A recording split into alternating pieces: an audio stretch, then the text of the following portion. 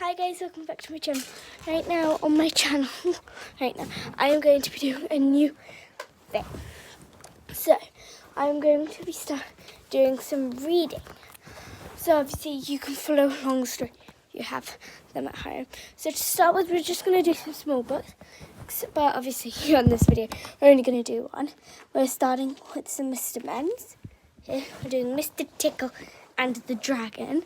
I've read these before and I thought it was really nice to share them. So I'm going to dive straight in.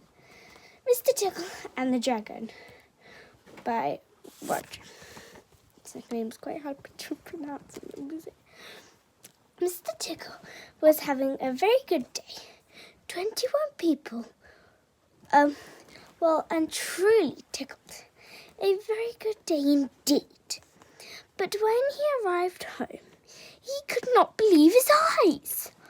"I can't believe my eyes," he said to himself. "Someone has burnt my house down." Mr. Tickle's house was gone. All that was left was smoke. Smoke carried part of the end of his garden. There was more smoke rising from the end of the lane. Mr. Tickle set off to investigate. The smoke was coming from Mr. Funny's car. Or rather, it had been his car. But all that reminded was the burnt shoelace. Picture here.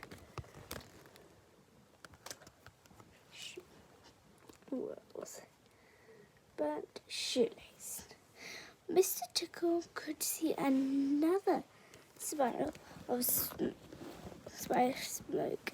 from in the distance. This time it was Mr. Clever's house, and it was nearly Mr. Clever took it from him. I just got out in time," he said. What Mr. Clever said. "There can only be one separate. It must have been a..." Mr. Tickle did not wait to hear it. He must have been in what it must have been. He had spotted signs from another fire and was demanded to follow the trail.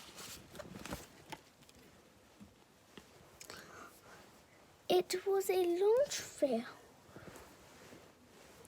The long trail which led to Mr. Chatterbox's burnt out phone box in the farm fields. Burn down barn, and on through wild bleak land up into the mountains. Soon it began to get darker, but Mr. Tickle continued to climb higher and higher. Darkness had fallen when he saw a bright light in the distance. There was a cave emitting red glow. Wonder what could be inside. To find out. Suddenly, Mr. Tickle did not feel brave. Suddenly, he wished he had stayed and heard to Mr. Clever had saying. Mr. Tickle decided to wait until morning. He curled up under the bushes and wrapped his arms around himself 3 times to keep warm. Mr. Tickle felt a surprisingly deep sleep, and the sun was up when he woke by rustling the bushes, which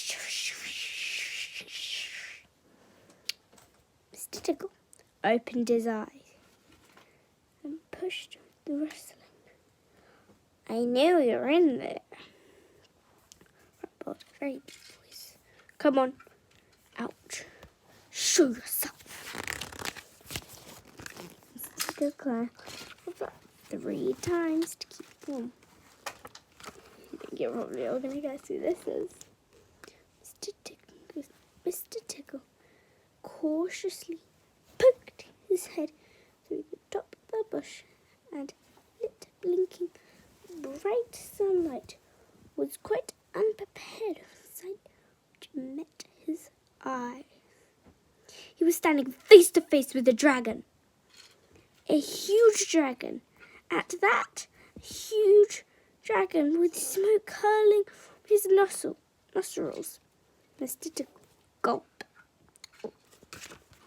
Obviously, it's a green dragon. What do we call it? Let's call it Jeff. Jeff now. Hello, said Mr. Tickle in a tiny voice. I'm going to give you 30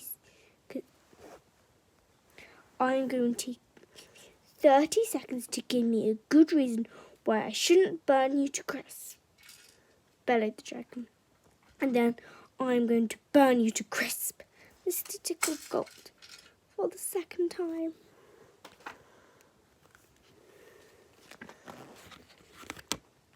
Mr. Tickle needed to think fast.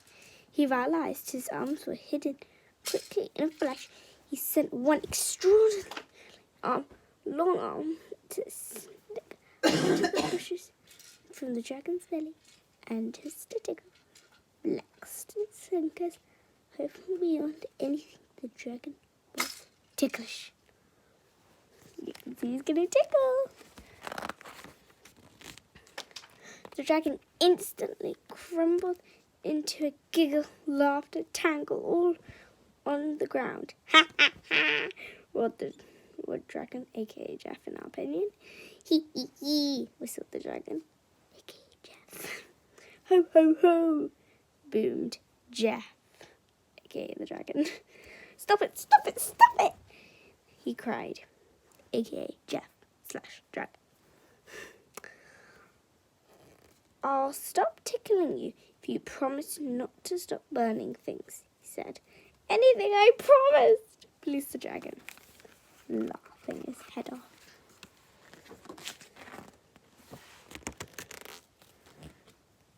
Mr. Tickle stopped tickling and looked at the dragon squarely in the eyes. Steadily in the eyes. What you need to learn, Mr. Tickle, is to put your fire breath to good use. You should use it for extraordinary skills to make people happy. I'll show you.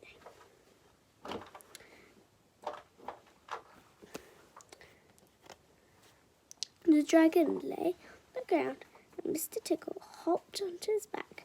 Then the dragon shook and great wings took off, circling the high mountains and swooped down the distant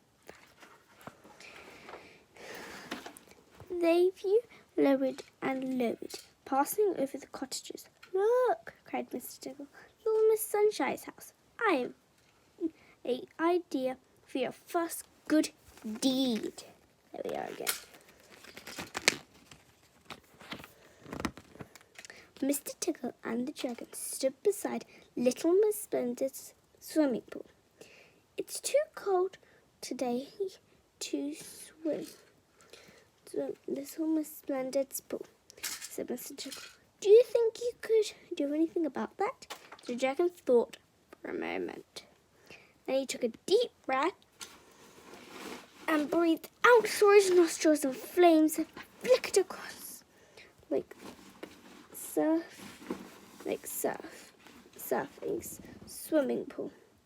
In no time at all, the pool was steaming. There he is. Miss Splendid was delighted with this.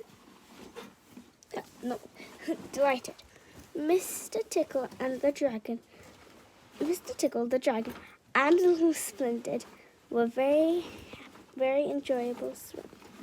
In fact, the dragon had a very enjoyable day. He melted the ice on Mr. Bump's path, and Mr. Bump couldn't be happier. And most morning, usually he slipped and bumped his head. There he is. He warmed Mr. Forgetful's cup of tea, which he had made at breakfast time and forgotten to drink. Mr. Forgetful was delighted. He didn't normally get to drink hot tea. Mr. Greedy was very impressed when the dragon cooked 50 sausages in one go.